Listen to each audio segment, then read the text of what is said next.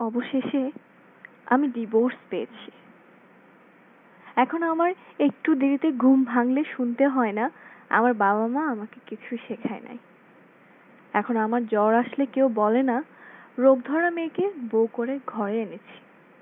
এখন আমি ভাত রান্না করতে গেলে কে এসে বলে না চাল কি আমার বাবা বাড়ি থেকে নিয়ে এসেছি কিনা। এখন আমি বারান্দায় একটু মন খারাপ করে দাঁড়ালে কেউ বলে না আমি বাহিরের পুরুষ দেখার জন্য দাঁড়িয়েছি। এখন আমার মায়ের কোনো ফোন আসলে কেউ বলে না এত বারবার মেয়ের খোঁজ নেওয়ার কি আছে। এখন আমি না খেয়ে কারোর জন্য অপেক্ষা করার পর কেউ বলে না এসব ঢং। এখন আমি কাঁদতে গেলে কেউ বলে না আমি নাটক করে। এখন আমি আমার পছন্দের একটা জামা কিনতে গেলে আমাকে ভাবতে হয় না এই রংটা আমার জন্য নিষিদ্ধ। এখন আমি চুলটা খুলে আয়নার সামনে দাঁড়ালে আমাকে কেউ বলে না আমি বেহায়া। এখন আমি রান্না করতে গিয়ে আমার হাত পুড়িয়ে ফেললে আমাকে শুনতে হয় না আমি কোনো কাজই পারি না। এখন আমার মা আমাকে একটা জামা দিলে কেউ বলে না এত দেয়ার কি আছে। এখন আমাকে আমার আশেপাশের মানুষ কেমন আছে জিজ্ঞেস করলে আমাকে মিথ্যে বলতে হয় না যে আমি ভালো আছি। এখন আমি প্রতিবাদ করতে গেলে আমাকে আমার স্বামীর হাতে মার খেতে হয় না। এখন আমার অধিকার চাইলে গালি শুনতে হয় না। এখন আমার ক্লান্ত থাকলেও আমার উপর কারো শরীরে খিদা মেটানোর অধিকার নাই। এখন আমি চাকরি করতে গেলে আমাকে কেউ বলে না তার পরিবারের কোনো মেয়ে বাহিরে গিয়ে নিজের ট্যালেন্ট দেখায় না। এখন কেউ আমাকে বলে না আমার সার্টিফিকেট গুলো শুধু মানুষকে বলার জন্য যে আমি শিক্ষিত।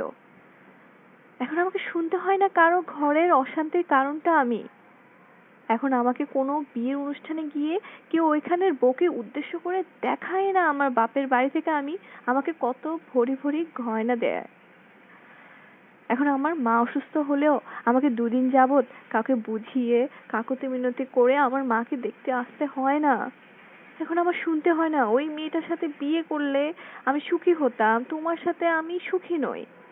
এখন আমাকে রাতের পর রাত জেগে একটা ঘুমিয়ে থাকা মানুষের মুখের দিকে তাকিয়ে ভাবতে হয় না এই মানুষটাকে ভালোবেসেছিলাম যে আজকে আমাকে মেরেছে। এখন আমি নিঃশ্বাস নেওয়ার জন্য কারো অনুমতির প্রয়োজন হয় না। তবে আমাকে এখন শুনতে হয় অন্য কিছু। আমি ভালো না, আমি সংসার করতে পারিনি, দোষটা আমারই। আরো কিছুদিন নাকি আমার সহ্য করার দরকার ছিল, আমার নাকি চুপ করে সহ্য করা উচিত ছিল। আমি এখন দুশ্চরিত্রা একটা মেয়ে। অনেক সিঙ্গেল ছেলে আমাকে দেখে বলে ডিভোর্সি মাল, একটু পটালেই পাওয়া যাবে। আমার আত্মীয় স্বজন আমাকে বাবা মাকে বলে তোমাদের আল্লাদে মেয়ে খারাপ হয়েছে। বন্ধু বান্ধব বলে মা তোর সাথে মিশতে মানা করেছে, তুই ডিভোর্সি। আমার প্রশ্ন কোথায় ছিলেন আপনারা যখন আমি রাত জেগে কাঁদতাম? কোথায় ছিল আমাকে নিয়ে এত সমালোচনা যখন আমার চোখের নিচে এত কালি পড়েছিল যে আমার চোখে দেখা যেত না? কোথায় ছিলেন আপনারা যখন আমার সামনে আমাকে নোংরা ভাষায় গালাগালি করতো? কোথায় ছিল আপনাদের সম্মান যখন আমাকে আমার বাবা মাকে প্রতি মুহূর্তে অপমান করা হতো? কোথায় ছিল বন্ধু বান্ধবদের চিন্তা যখন আমার বিয়ের পিঁড়িতে আমার শ্বশুর শাশুড়ি আমার বাবা মাকে অপমান করছিল, তারা ওই মুহূর্তে সেলফি তুলেছিল ব্যস্ত?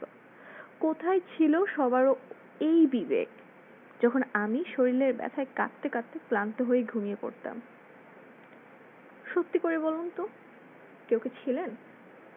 সংসার ছেড়েছি, অন্যায় করেছি, আর যেগুলো আমার সাথে হচ্ছিল সেগুলো কি ন্যায় ছিল?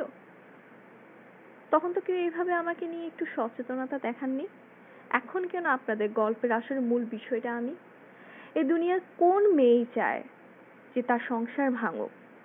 সবাই সুখের আশাতে আরেকটা মানুষের হাত ধরে। আমি তো তাই চাইতাম। ভুল কয়েকটা মানুষের মাঝে পড়ে গিয়েছিলাম। আপনার মেয়ে অথবা বোনের সাথে যদি এমনটা হতো তাহলে ভেবে দেখতেন আপনি কি করতেন।